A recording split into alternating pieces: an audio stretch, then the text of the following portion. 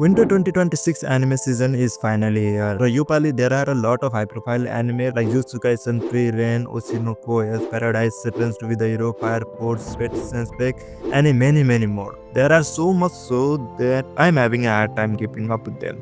So instead of recommending 5 anime to watch every season like I used to, I'm gonna make a tier list this time, and I'm gonna rank every single anime that I'm watching right now based on how the episode is progressing and how the story is progressing and overall quality of the anime.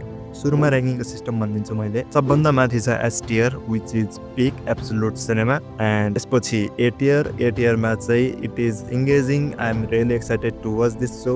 Next is B टियरमा चाहिँ मैले सोजहरू जुन चाहिँ हल्का engaging छ, हेर्दाखेरि मजा आउँछ, बट मैले त्यस्तो एक्टिभली सोचेको चाहिँ हुँदैन यो सोजहरूको बारेमा। तर नेक्स्ट लास्ट डी टियरमा चाहिँ त्यो सोजहरू हुन्छ लाइक जुनले चाहिँ मलाई अझैसम्म क्याप्चर गरेको छैन। अहिले यो सिजनमा total 3 episode, maximum 3 episode release भइसकेको छ एभ्री सिङ्गल एनिमेको। त्यति हुँदासम्म पनि यदि कुनै सोले मलाई क्याप्चर गरेको छैन भने चाहिँ त्यो चाहिँ यो टियरमा हुनेछ। Keep in mind every single anime भन्नाले मैले हेरेको एभ्री सिङ्गल एनिमे भनेकै मैले सिजनमा त कति एनिमे छ। Now let's get started. सुरुवातै यो सिजनको एकदम पपुलर एनिमेबाट गरौँ, Jujutsu Kaisen season 3। This times Jujutsu Kaisen is back with 12 एपिसोड्सको 2टा कोर हुनेछ, कोर 1 र cour 2। Cour 2 I don't know कहिले रिलिज हुन्छ, बट कोर 1 चाहिँ अहिले रिलिज हुँदैछ। यसको 4वटा एपिसोड आइसकेको छ, and every single episode is absolute peak. Every single episode एकदम क्रिएटिभ फिल हुन्छ। You can see the creative work and passion behind the show. यसको डाइरेक्टर पनि एकदम प्यासनेट छन् यो एनिमेलाई लिएर। Shota Goshozono is arguably one of the brightest director of animation industry. He is so good with the storyboards, his direction and overall aesthetic of the show is so good compare to season 1 which looks absolutely set compared to season 2 and season 3, but this season looks even better than season 2, and that is a really huge benchmark to cross, so I'm really excited. So I'm gonna put this in S tier. It is absolute peak. Next एउटा यस्तो anime हो जुन चाहिँ कसैलाई थाहा छैन यो season air हुँदैछ भन्ने। It became popular out of nowhere. यसको एपिसोड 1 अलमोस्ट 1 घन्टाको थियो, and although I was following it for close to 1 to 2 years I think. यसको फर्स्ट टाइम टेलर रिलिज भएदेखि मैले यसलाई फलो गरिरहेको थिएँ। I am huge fan of this show's director Hiroyuki Takashima. He is a really brilliant animator and director, so I was already really excited, and after watching the first episode, it blew my mind. It was so good. The story, the animation, the pacing, every single thing about this show is really good. Sentenced to be the Hero is probably the most polished looking and engaging show of this season.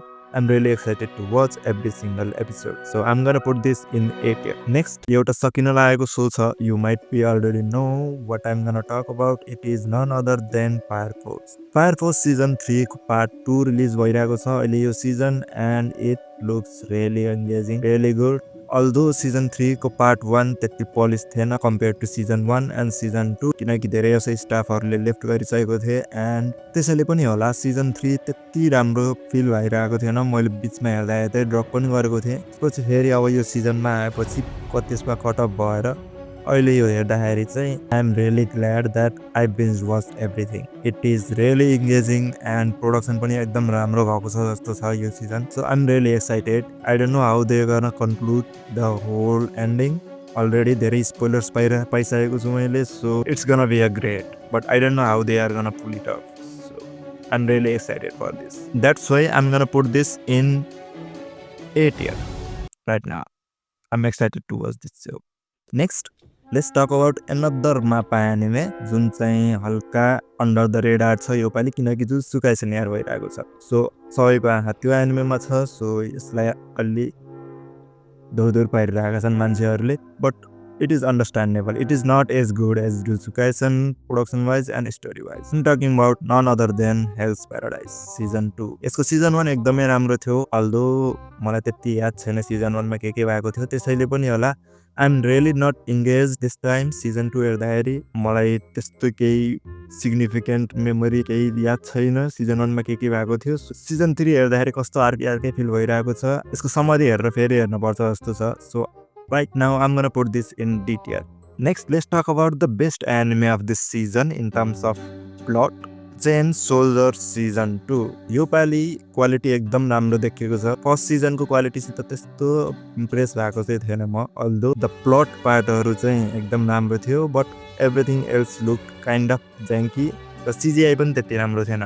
But this time त्यसको studio change भएको छ, studio Passione is handling this time, so I am really glad they change the studio. Everything looks really good, although not as good as other anime in this season, but it is really good nonetheless, and I'm still waiting for that commander wala episode.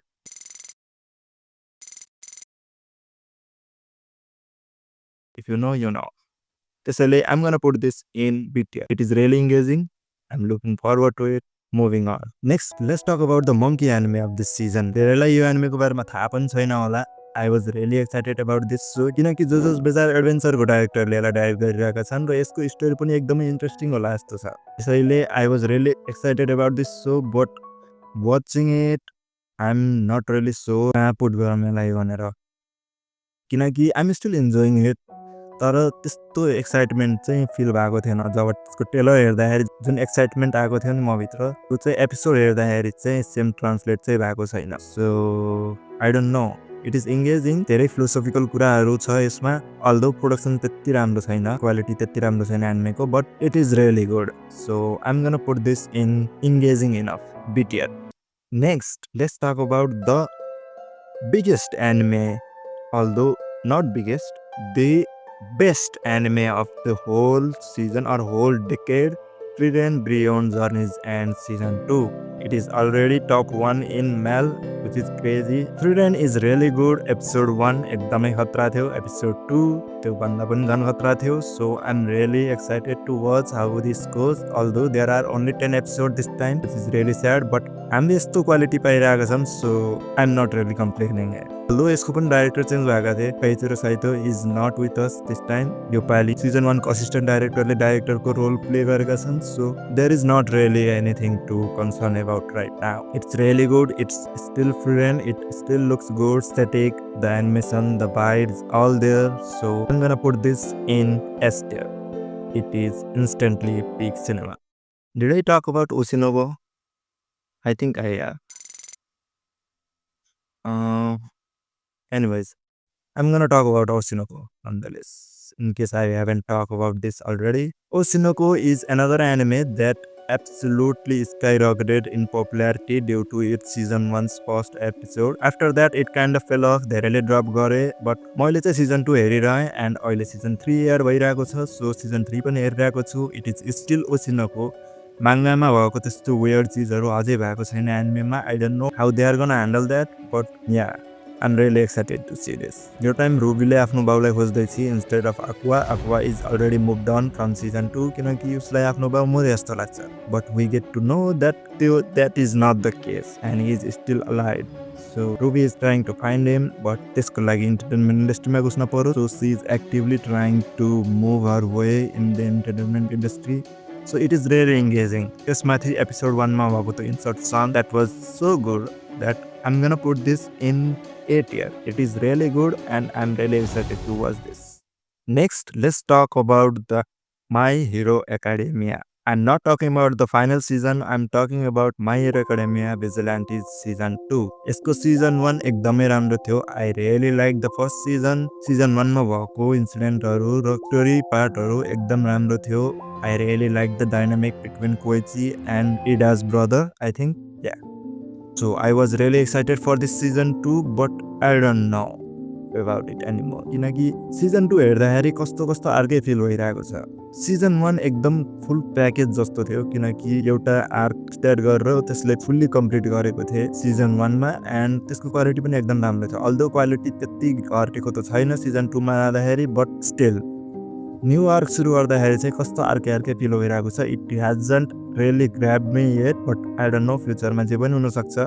Who knows, it could be the absolute peak and moved on to S tier, but right now it hasn't really grabbed me yet, so I'm gonna put this in D tier.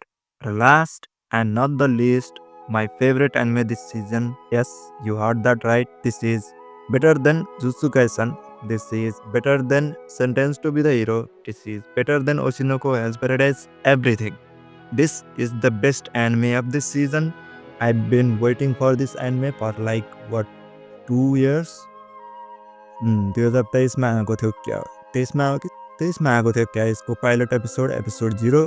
त्यसपछि त्यसैको फलमा आउँछ भनेको आएन, त्यहाँबाट फेरि 1 वर्षपछि त्यसको एपिसोड 1 आयो, त्यसपछि फेरि एपिसोड 2 आउँछ होला भनेको त्यो पनि आएन, त्यसपछि फेरि एपिसोड 0 आयो दिस टाइम, एन्ड फेरि एपिसोड 1 आयो, and finally it is continuing weekly this time around 2026 विन्टरमा चाहिँ फेट स्टेन्स डेको फाइनली फुल anime season आएको छ. So I'm really excited to watch this. It is really good. Episode 3 and 4 are really good, and the action scenes, the story, the lore.